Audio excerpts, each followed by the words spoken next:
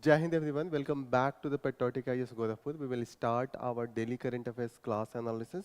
First topic that we will take from the GS paper 1, and this topic is about digital repository to preserve Tamil Nadu's winning art form. So Tamil Nadu government has started to preserve the different art forms such as the music and a dance form that is associated with the folk and the local people of the Tamil Nadu so that they can preserve it for the longer time. For example, they are going to create a digital repository of Dugal, and this is associated with the performing art of the Adi Dravida and the tribal communities. Okay, so please remember this thing. And here this is useful for the what the government is doing to preserve our art and culture. Whenever the question comes into the mains of the GS paper 1, you can go with this. Tamil Nadu already have the vibrant area of the artistic expression. They have the folk dance, musical tradition, unique instrument, all that belong from the Tamil Nadu. One of the famous classical dance that belongs from the Tamil Nadu. Any one of you please answer? Okay. So this is what, this is very much famous.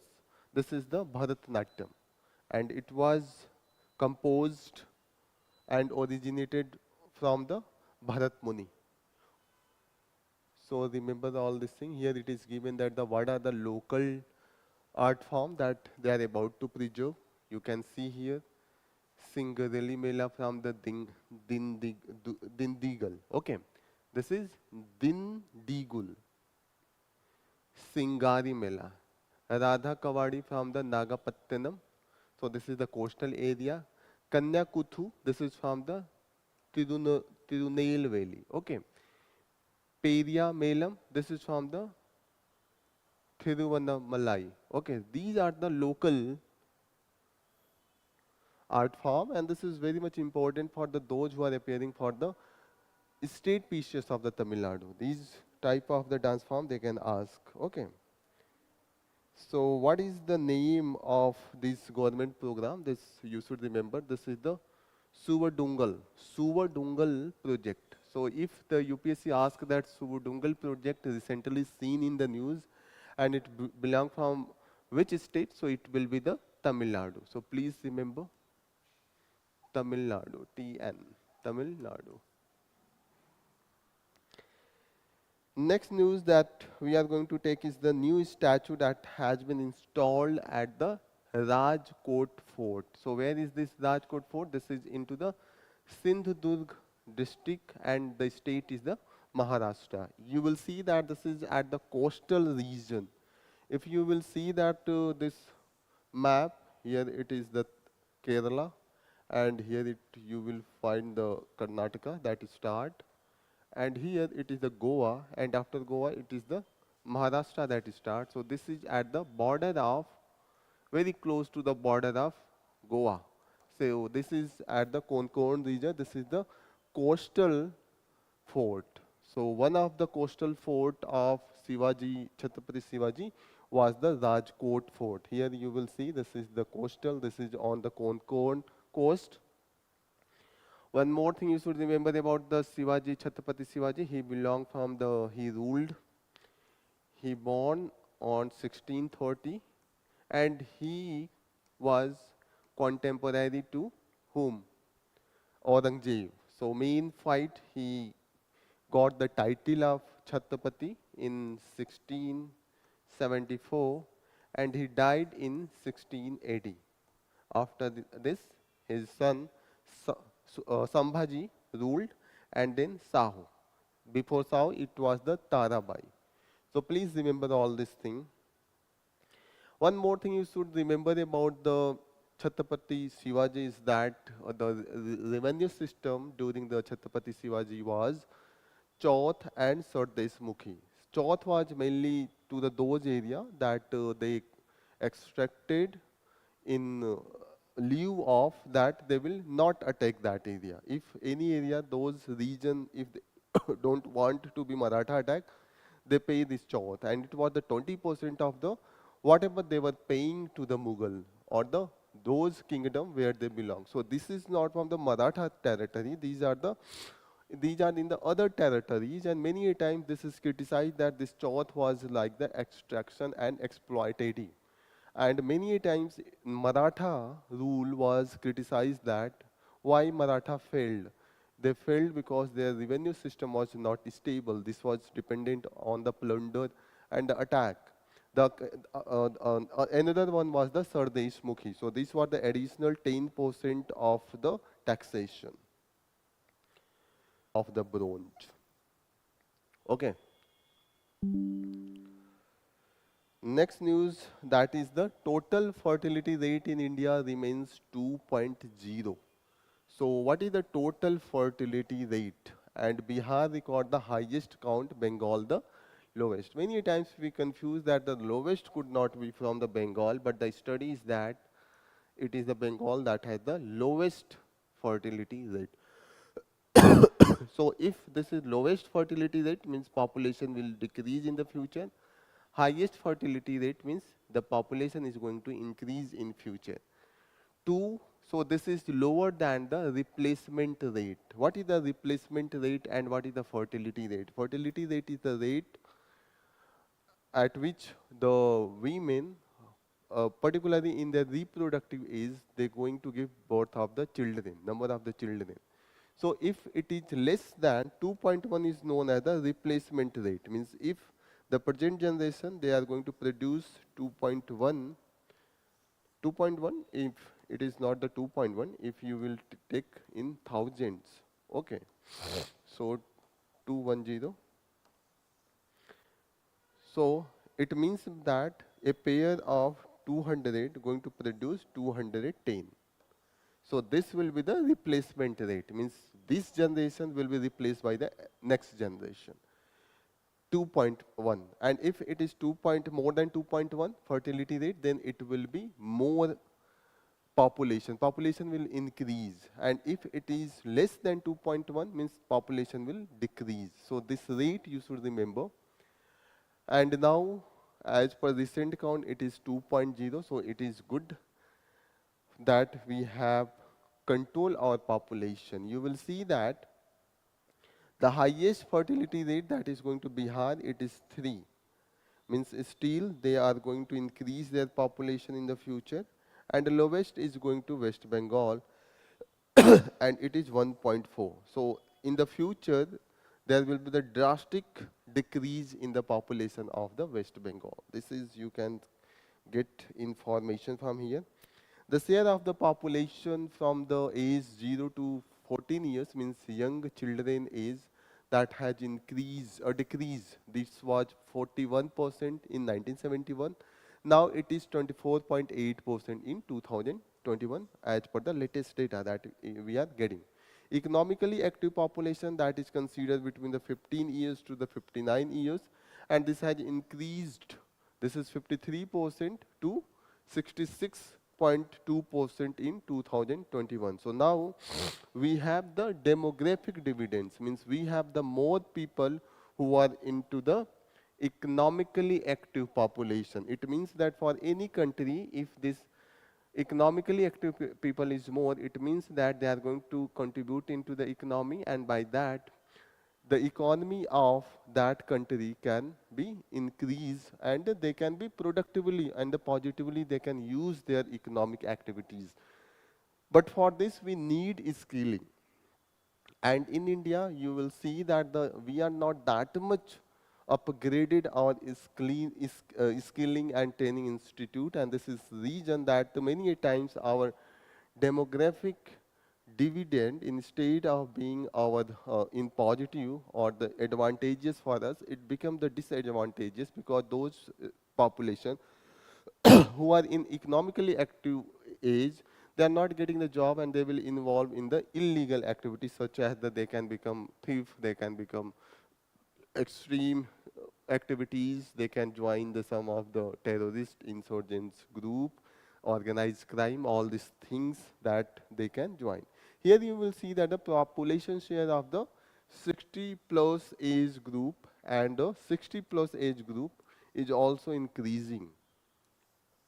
And in the future, they are going to reach 20%. You can imagine. So this population is dependent population, and if this population age is going to increase, it means we need more people, young age people, to take care of these aged and elderly people. So this is needed, and we should plan for how we are going to care these elderly people, because they will face a lot of issues such as the age related issue. They will face the mental stress. They will also face different type of the disease.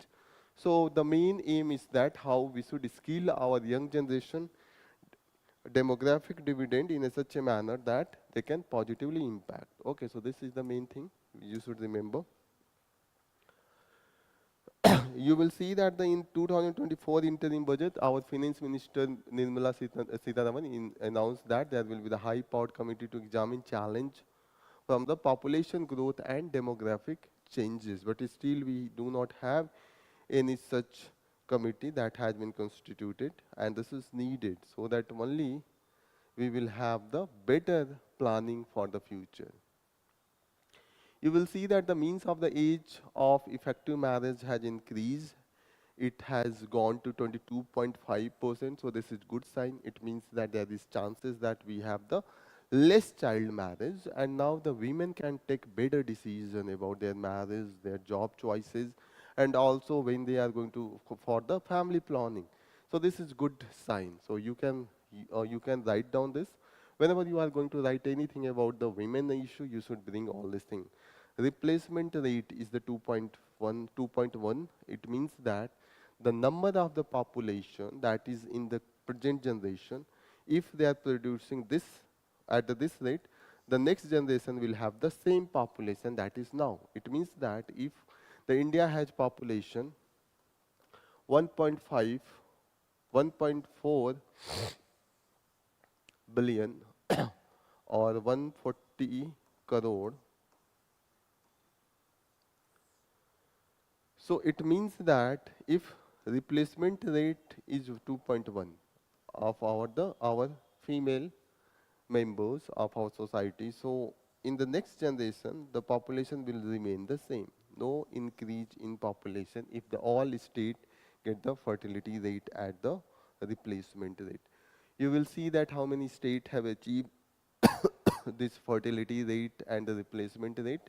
Most of the southern states, they have get down lesser than the total fertility rate, less than their replacement rate. Only state Assam, any other state, and I think most of the state have received. Bihar, it was okay. So here it is given the data. Next news is why India must get the caste census right. Okay, so here you will see Bharat की जाति जनगणना को सही ढंग से क्यों करना चाहिए. What is the use of the caste census? You will see that the Indian society, one of the negative attribute of Indian society is the caste, because caste create the hierarchy, and in the past we have seen that this caste was basis for the exploitation, atrocities against the many of the lower caste, so-called lower caste and untouchables. And for that, if we want to redress this issue, we should know that what is the population of the different caste group. Here you will see that the one of the famous quotation that if a nation that refuses to see itself cannot hope to heal itself, means if a nation that do not want to look its positive and negative aspect, it want to only see the positive aspect, not the negative aspect, it cannot improve, it cannot get out of the crisis that it is facing. Indian state, Indian nation is facing the issue of the caste. This is the reality. This has been the reality for the last thousand of the years and many thousand of the years. In such a case, if we will not go and resolve this caste issue, and just we will just close our eyes, it doesn't mean that the caste issue is not existing in the society. You will see that from the very initiation of our nation, from the 1947 when we got the independence, the thing was that we thought that we will not do the caste census. The main plan behind this not going for the caste census, particularly for the OBC, that we wanted to minimize the caste visibility. However, we will continue with the census of the SCs and STs. Already 2000, near about 2000 caste of the SCs and ST are existing, and near about 4000 OBCs and the other backward castes are there.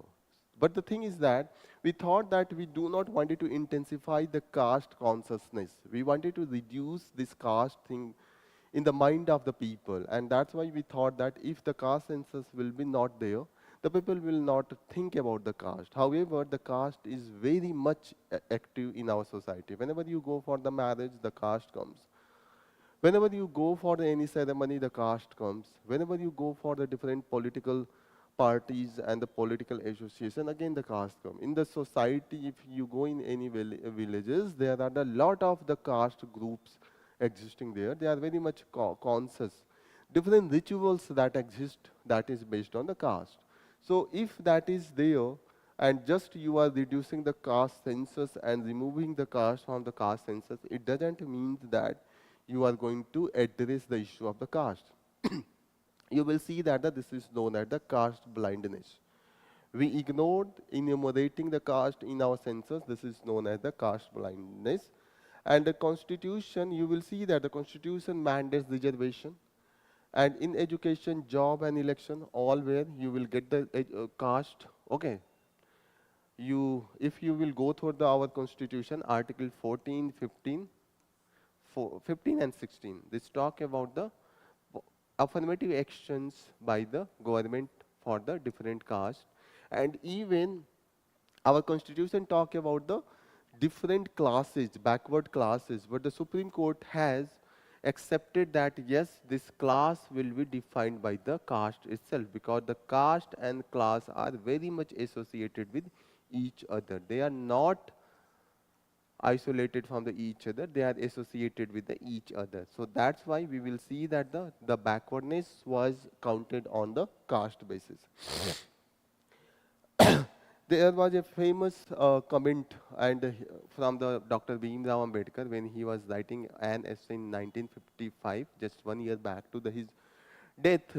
He said that omission of this caste tables from the caste census of 1951 as the petty intelligence, means this is just ignorance of a fact that you are not going to count the caste. And the reason is that if you are not going to count the caste, how will you redress the issue faced on the basis of the caste? This was the main thing.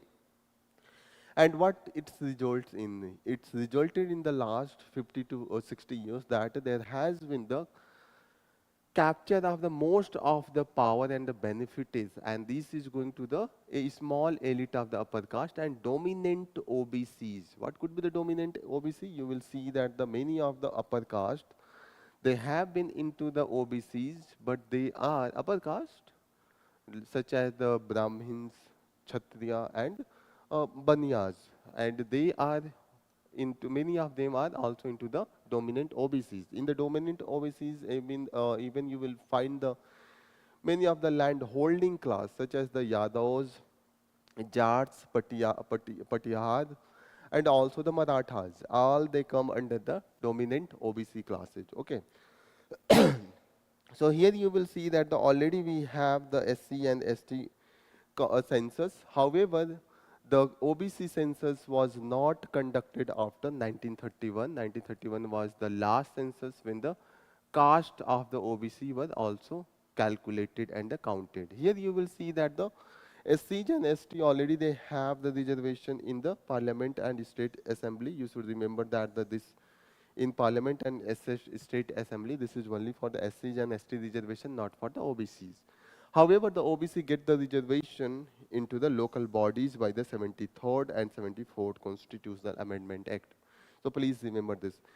This 73rd and 74th Constitutional Amendment Act also provide the reservation for the women, and it has been the 33%, and now it has been increased to the 50%.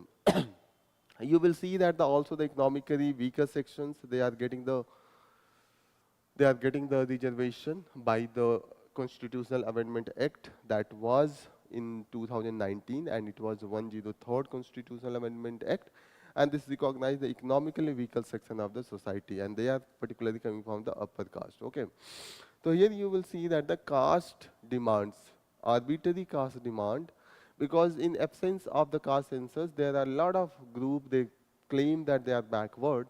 However, their share is very much into the different area, like the in the land holding or in the job representation. So, if we do not have the proper and the perfect the caste census, we will have the arbitrary demand from the different section. For example, we saw that Patidar and also the Patels in the Gujarat, they demanded for their status to be into the OBCs. Also, we see such demand from the Jats of the Haryana.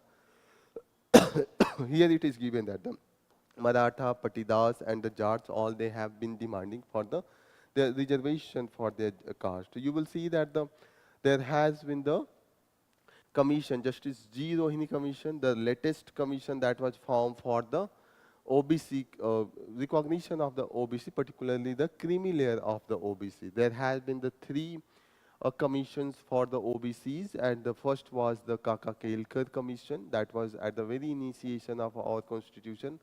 It was in 1953, then we have the Mandal Commission in 1978, and this Justice G. Rohini Commission just after the Indra Sahni verdict. Okay.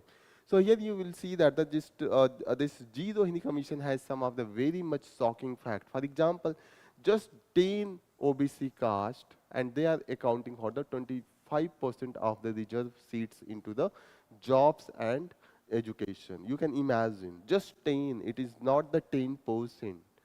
Out of near about 4,000 caste of the OBC, just 10 are appropriating this 25%. Means if there is 1,000 seats for this 4,000 caste, just 10 of them are getting 250 seats.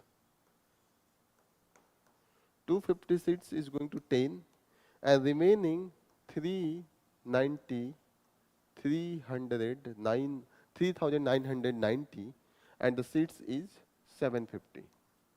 You can imagine this inequality, the gap between the caste itself, and that's why we need the sub-classification of the caste. You will see that the 25% of the OBC, it means that 1,000 of the OBCs, they are taking 97%. You can imagine what could be the 970 seats are taken by this 1,000 of the seats, and the 3,000 of this caste are getting just 30 seats. Can you imagine? This is this findings coming from the Justice G. Rohini Commission on the OBC, and particularly for the creamy layer. So they show that the caste enumeration is essential to avoid the elite capture, enable rational subcategorization, as well as the define the creamy layer more precisely. So these caste census is very important. Caste census is in the news. There is a very much chances that one of the question from the GS paper once UPSC can ask into the mains. Okay. Here you will see that the previous attempt for the caste census, that was not that much precise. It was started in 2011. It was accepted by the consensus from the all party in 2010, and 2011 it was started by the UPA 2 government, and it was under the leadership of the Manmohan Singh. However, you will see that these socio-economic caste census, it comes with the 46 lakh of the caste. This is not possible. 1931, it was the 4,000 to 46 lakh of the caste. Could you imagine this is possible? This is not possible. And it was only due to there were so many discrepancies. The people who were conducting this caste census, they were unaware of what is the exact meaning of the caste. They were confused with the gotra, surname, or the different sub-categorization within the same caste. Okay, so here you will see that and it was not covered under the Census Act of the 1948. It doesn't have any legal authority. It was just conducted by under the our Ministry of Rural and the Urban Affairs. So please remember, the previous caste census that was conducted in 2011, it was not under the any of the statutory act. It was just under the Ministry of the Rural and the Urban Development. I think this is given here. And they do not have the expertise. They have the very open-ended question that 1,000 people can give the 1,000 type of the answer. So the confusion was due to the subcaste, gotras, clan names, and surnames, caste group. Lot of the thing that even though if they are using the surname as the father, mother, they were accounting it as the separate caste. This was the main reason, and that's why we need rectification. And one of the good example we are getting it from the Bihar census. In the Bihar census, they weighted the list and they provided 214 caste, and these are very specific to the Bihar. And here you will see that the one more column was there for the other caste. If you do not know anything about the caste, you can mention yourself in the other caste. And this was a bit successful. This was very much careful, and that's why the caste census that union government is going to conduct maybe in 2026 or 2027, it should have the legal backing, and this can come from the Census Act of the 1948, and this should be amended, and it should include the OBC caste as well. Okay, this would come within the office of the Registrar General of the India and Census Commissioner of the India, and it will have the proper standardized question we should have, and closed option question that you have to give particular answer from the list. You don't have to add your own caste group or the your own addition into the list. Okay, so here you will have the proper subcaste enumerated if there will be the surname, and these all will be coming from the different coding. So digitization is also important. You need to unique digital code. For example, if someone is writing same caste as the Iyer and other is writing as the Iyer, and the caste is the same, so there should be the same code for the both of the caste, so confusion can be reduced. Are you getting the means? If there is someone the Gupta and someone is writing Gupt, so the code will be same because the same, both are representing the same caste, or the some is writing the Pandey in some other spelling and the other is writing in some other way, but the code will be same, and that's why this caste, the spelling mistake and such semantic confusion could be removed. So this should be the included. Beside that, there should be the region specific training. Each those who are going to conduct this caste census, they should have the proper training, and they should have the mock example, clear instruction, and the local caste knowledge. So this will be coming from the different knowledges. Okay. Okay, so these are the things that already have been covered. Establish independent oversight committee so that they can go and they can also analyze at the district level. So these are the things that has been discussed. This is very important. You should remember all these things. Okay. Here you will see that already they have provided that here it has been provided that what has been the data of the previous caste census, that is from the SCs and ST, and now there is chances that it could be the 4,000 plus OBC caste. So it is possible, that is not that much humongous task that we are thinking we should include, and this will have the impact not only bringing the proper representation, sub-classification of the different caste, but also it will impact for the proper rational decision making into the making the schemes policy for the different caste group and the different section of our society, and particularly mainly focus on those who are the marginalized and those who have the backward those who have the backwardness. Okay, so please remember all these things. Next news that we are going to cover is the woman who remains largely invisible. So here it is talking about those women, those who are taking in the different areas of our society. For example, they take as the part of the unjust development, extra activism, climate degradation. They are part of all these movements.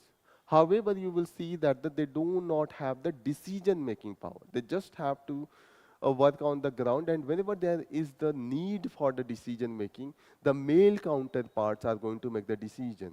Despite these women are participating everywhere, and but they are not going to be given the decision making, right? And many a times they have been ignored on the ground that the women's, the female, they do not have the emotional strength, such type of the thing. Here you will see that they have led protest against the destruction of mining, dams, and infrastructure projects. Women have been everywhere. The famous example of the Narmada Bachao Andolan against the dam that was being to built on the Narmada river, and there was chances for the submergence of the lot of village and a lot of the forest area, and that's why there was huge protest against this Narmada dam.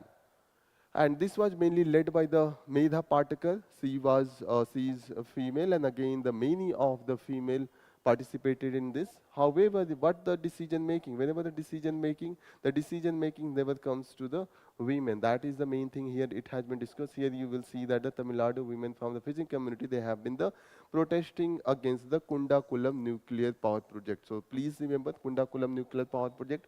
This is situated into the Tamil Nadu. One more thing you should remember, that this we are making with the help of the Russia.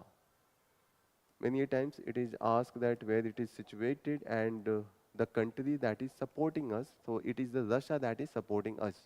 Here in this movement also the women have participated in a very dedicated manner.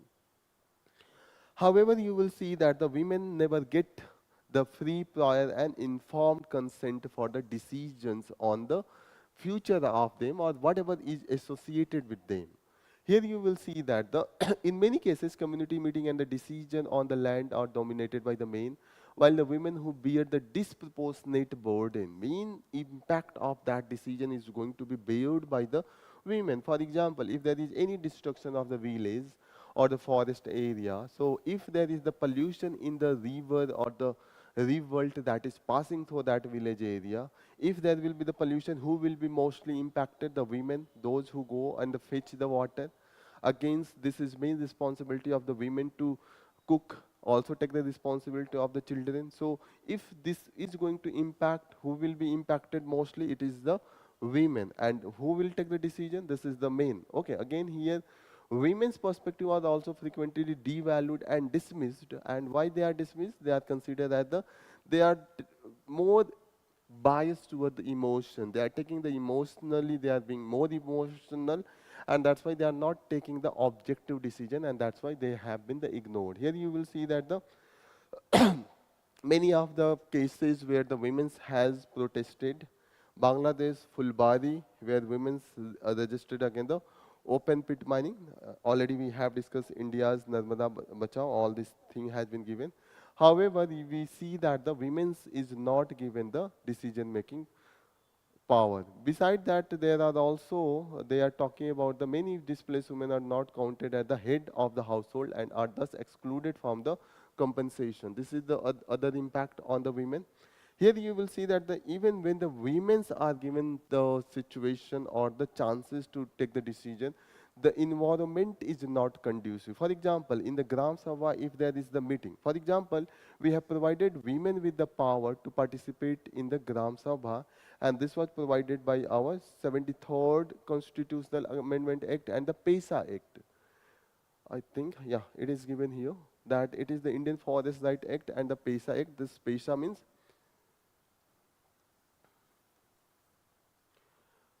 this Panchayati Raj extension to the schedule area. P is the Panchayati Raj, E for the extension, S for the schedule, A for the area. This was for the bringing the local governance into the schedule area, and again here we have provided, recognized the women's role into the Gram Sabha. However, the meeting conducted for the Gram Sabha, that is dominated by the male. The situation is not conducive and for the participation of the women, and that's why the decision is again go to the male parts. Okay, Gram Sabha is frequently held in the male dominated setting, here already given. So these are the things that already have been discussed here. Here you will see that even in 2005, we amended the Hindu Succession Act. By that, the property that comes from the father to the children, so these were divided equally between the brother and sister. Previously, it was always went to the male parts. However, by this amendment, we brought the equality in inheritance right. However, you will find this is not impactful because the social mindset and the patriarchal condition in our society. All this has been given here.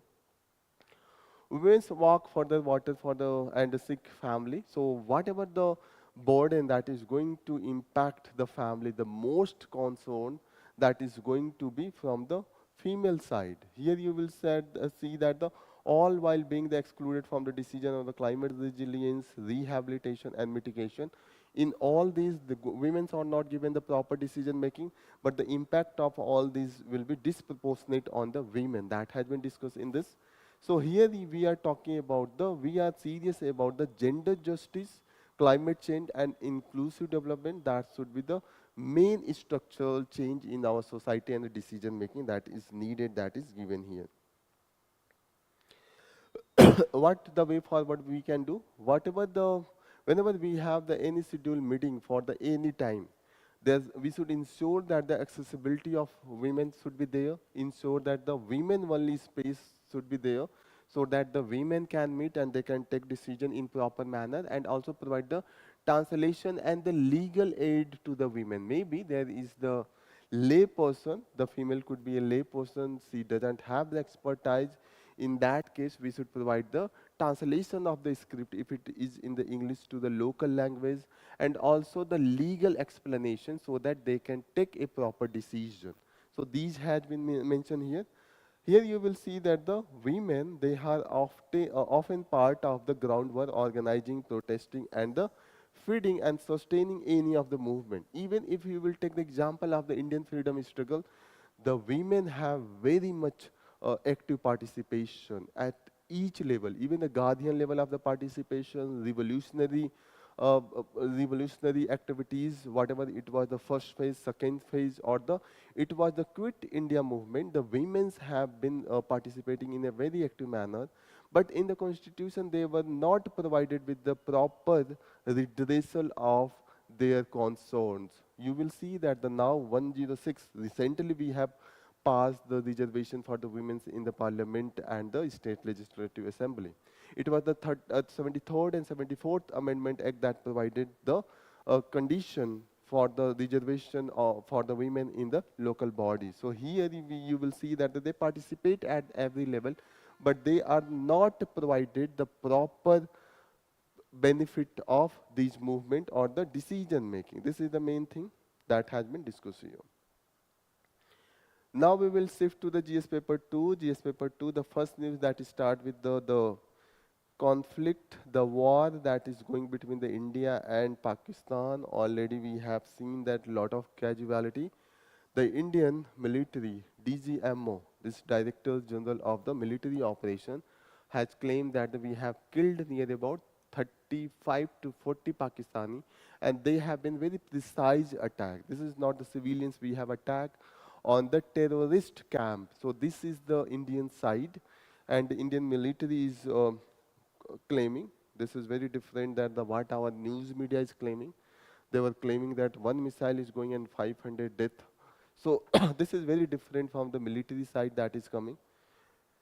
So here you will see that the ceasefire violation that is coming from the Pakistani army. It was on the evening of the Saturday. Again, the India retaliated, and again there was the ceasefire agreement finalized, and each party promised that they will not go for the violation. So here you will see that the India's stand is that whenever there will be any such activities from the Pakistan side, India's massive retaliatory strike will be always there. And now it has been even the not only in the POK, but now we have entered into the Pakistani side, and many of the Pakistani airbase has been destroyed. So these are the things, and now the Pakistani army has been reached out to the India for the ceasefire. Okay. Here one more claim is coming from the Trump, the Donald Trump, the president of US. He's talking about that he was the main mediator for the ceasefire agreement between India and Pakistan. And he has also proposed that he is ready for the mediation on the issue of the Kashmir. However, India has always been its own principle on the doctrine. India has had the three more main principle on the Kashmir issue. The first is that India is never going to accept a third party mediation. India always considers Kashmir issue is the bilateral issue between India and Pakistan, and even not the bilateral issue. India always considers this is the internal issue, and that's why we are not going to involve any of the third nation here. Mostly we can involve the Pakistan, not the any third country. Here you will see that the no internationalization of the internal matter, and no hyphenation. What is mean by the hyphenation? Never compare India with the Pakistan. India is very different type of the countries as compared to the Pakistan. We never have gone for the promotion of the terrorist activities, and the Pakistan have always accepted that yes, it has promoted the terrorist activities. So here these principle on that India works, and that's why we are not going to accept the American support on this. Next news, Fishers decry hydrocarbon project in the West Bank cites threat to the livelihood. So what is the hydrocarbon project? Hydrocarbon project means you are going to extract the crude oil or the different metallic element or the different type of the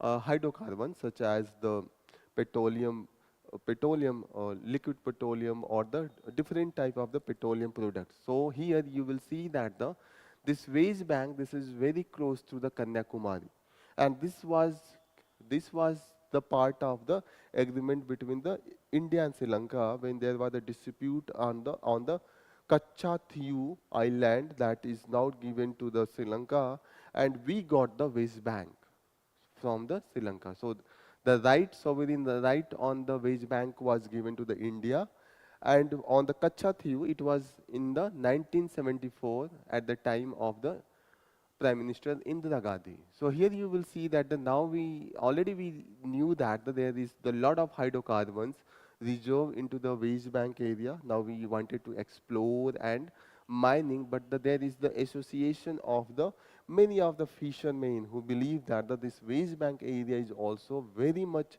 associated and suitable for the fisheries and the fish catch. So they are opposing because they think that these could result into the loss of the livelihood. So this is the thing, the protest is going on. Let's see that how this is going to be resolved. And this is very much close to the Cap Comorin. This is the outermost point of the India's mainland. Not the overall India, because outermost of the India is into the Andaman Nicobar. Okay. Here you will see that there has been one of the university from the US. This is the University of Alaska. They have brought a paper and they have said that there will be the environmental risks. So the thing is that why the foreign nation is going to predict what is going to be impact of the project in India, because many times we think that, and there has been we have found that foreign countries do not want developmental work in India. Many times if we will go for our petroleum reserve and extraction of all these things, who will import the oil and the petroleum product of the US and these countries? And that's why we see that such type of the report always coming from these countries.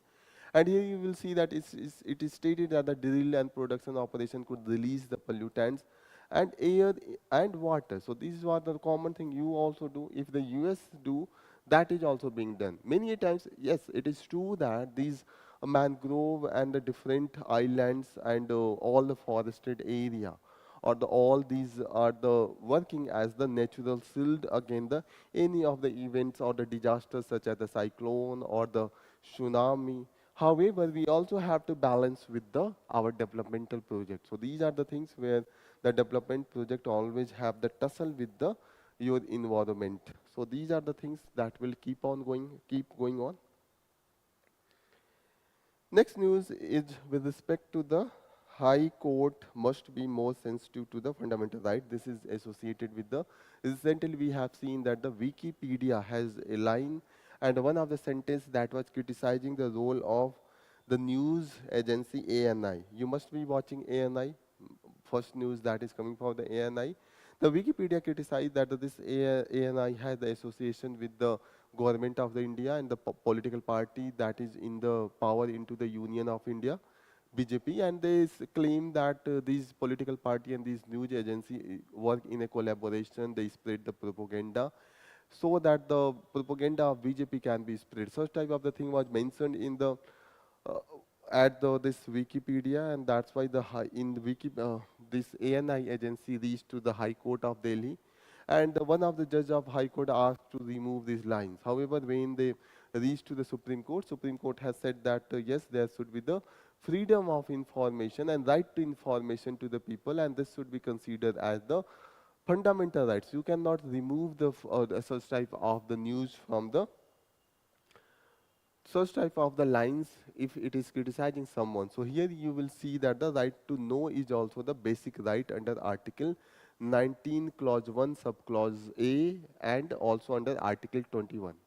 You do not have a meaningful life until and unless you have the proper information, proper knowledge of the different events that is going on. So this is also contradicting with the freedom of expression as well. All this thing has been mentioned here. So this has been now first it was the High Court demand from the High Court of the Delhi, and now it is coming from the Supreme Court. Supreme Court is telling that whenever you are removing, asking remove to the any of such thing, you should be very careful that whether this is the real criticism and really impacting, or such type of the allegation has been found on the ground. So these are the things that has been discussed here. Now, next news that we are going to cover is from the GS paper 3. The first news that we will start with the Malappuram woman affected by the Nipah remains on the ventilator support. So, what is the Nipah? Nipah is a zoonotic disease. Zoonotic disease means zoonotic means it is coming from the animals. And what animals is impacting, causing this Nipah virus? Any one of you, those who are watching this class on online mode, please. What is the name of the animal? This is the bat, fruit bat, and this is mainly eating the fruit. And whenever any person is going to be in the contact with that fruit, the Nipah virus will enter into the body, and this will cause the different type of the disease. Okay, so many a times the swelling of the this brain area is also there. Next important news, this is very important. World largest banana infructescence. Infructescence. What is the infructescence? You must have been seen this in the banana where the fruits comes out of this. This is the largest in the world, and this has been found from the Andaman and Nicobar. This is the native and endemic to the Andaman Nicobar. This is the one of the banana species. You can imagine what is the length. The length of this banana plant is the 10 meter. You cannot tell us say that this is just a plant. This is bigger than the tree that is commonly found on our plain, Gangetic plain. So here you will see that the length of this banana fructescence is near about 4.2 meters. You can imagine. What is our height? 1.5 meter. Means the 4 times our height. Near about 1.5. It could be vary a bit. But you can imagine the 4 times the height of ours, that is the length of that banana plant. So this is coming from the Andaman Nicobar, and is what is the name of this species? Musa ind. This is the ind Andamana manensis. Musa ind Andamanensis. This is the name. So please remember.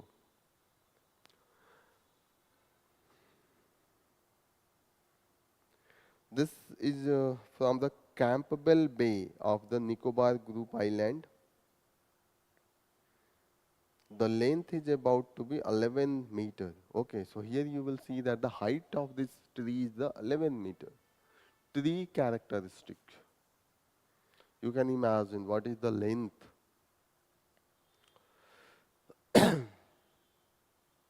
Now this is the critically endangered, and it has been ex situ conservation. Ex situ means we are not growing it where it is found in the natural place such as the forest or the grove. We stick it at the artificial infrastructure such as the botanical garden, and we will try to preserve this type of the species so that we can prevent them from the extinction. Please remember this. Okay. Next news that we are going to get is from the GS paper 3 science and technology side, and this is the asteroid YR4. What is the asteroid?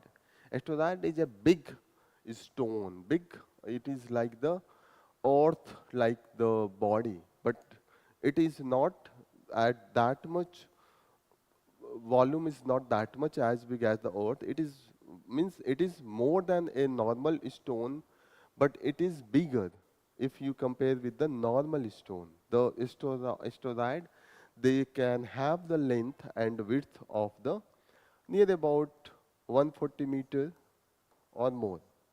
They can be also small, but if their size is bigger than 140 meter, they are considered as the threat. And those asteroids who are going to cross the our this where we revolve, the Earth revolve in that particular area. If it is going to cross that area, so there are chances that they will collide with the Earth, and many a chances they will be harmful. They can destroy if it is going to fall on some city, or the if it is going to fall on some of the habitation area. So you have to remember this YR4. There was the chances that this will be colliding with the Earth, but the now its trajectory has been a bit changed, and now it is going to collide with the Moon. So please remember, now the chances is less to collide with the Earth, but this is more chances to going to collide with the Moon. It was expected to collide with the Moon in 2032, so not far away. Or in our lifetime, we can see this collision, and it was about to be possible. It was about to be hit the Earth. Okay, so but the trajectory was a bit deviated, and now this is missing the Earth, and it is good that it is missing the Earth. Why we take the such type of the risk? Here you will see that this information is coming from the Atlas telescope. This is into the Chile, and in Chile it is Rio Hurtado. This is the location where this telescope has been installed. So one of the prelims question they can ask that Atlas telescope, where it has been installed. This has been installed from in the Chile. This Chile is in the South America, and in the Chile, the region is the Rio Hurtado. Rio Hurtado, and this is of the NASA. The telescope is belong to the NASA. What are the asteroid? Again, these are the celestial bodies like the Earth, moons, but the size is not that much bigger as compared to this celestial body like the moon or the Earth. But they, as compared to the normal stones, they are bulldozers. They are bigger. Okay, so their length could be even to the 140 meter. You can imagine. This is 140 meter, means what could be the 140 meter? 140 meter, 110 or 1/8 of the 1 kilometer, like that. Okay. So if this is the length, there could be the chances that they could impact a good population. Here you will see that the height, if it is the 65 meter, it could be 10-story building. You can imagine. Again, you will see that the speed is very high, and the devastation they can cause is very high. One of the example you can see that when the dinosaurs got extinct 6.6 crore years back, means 66 million years back, at that time the asteroid length was the 10 kilometer wide. So you should know what is the difference between asteroid. They are the moving celestial bodies between the Jupiter and the Mars, and you can see in your atlas, and the atlas of the universe, you will see that this is the Jupiter and this is the Mars. This is Jupiter and this is the Jupiter, this is Mars, and in between this celestial body are moving and taking the rotation around the sun. So many a times they come into the our orbit in the atmosphere of the earth, and there are chances that they can collide with the earth, and in that cases there could be the huge destruction. I hope this is visible. Where is the Jupiter and where is the Mars? Here you will see these asteroids, they are rotating bodies between the Jupiter and the Mars. This is here. You should also remember the bodies that is known as the meteors and meteorites. So what are the meteors? The small celestial body, meteors, if they are entering into the Earth atmosphere, particularly into the mesosphere,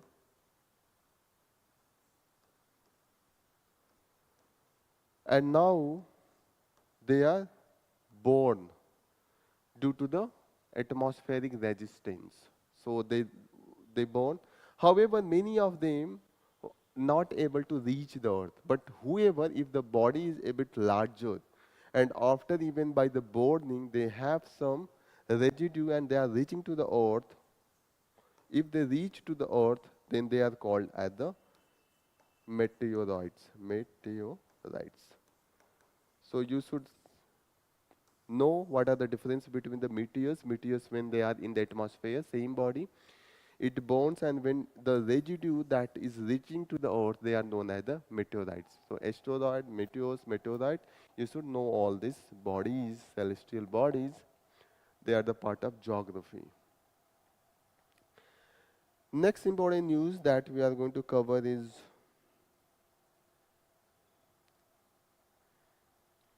Cosmos 482. So what is this Cosmos? This was a shuttle, and this was about to be a spacecraft from the Soviet era, and this belonged from the USSR. Now the Russia represent the USSR. So here you will see that these were the spacecraft, and it was launched. This program, this mission was for to explore the Venus. Venus is one of the planet of our solar system. This is just inner to the Earth and close to the Sun. This is the hottest planet on the solar system. So you should remember the hottest planet on the solar system in solar system is the Venus. So here when we send this Cosmos 482, it was not about to reach the atmosphere of the Venus, and it got some accident. However, this is now falling back to the Earth, and this fell back into the Bay of Bengal. That's why this is in the news. So they can ask the Cosmos 482 was in the news. This was for the different planet. So you should remember this was for the Venus, and this was from the Soviet Union era in 1972. Now in 1972 it fall, and now it is reaching on the back to the Earth in, you can imagine, 2025. Now it has, this is the Venera program of the USSR. Venera program, it was for the Venus. Okay, so please remember all these things. So these are all about from the today's news analysis. Here we will conclude our session. Thank you for joining the session. All the best. Jai Hind.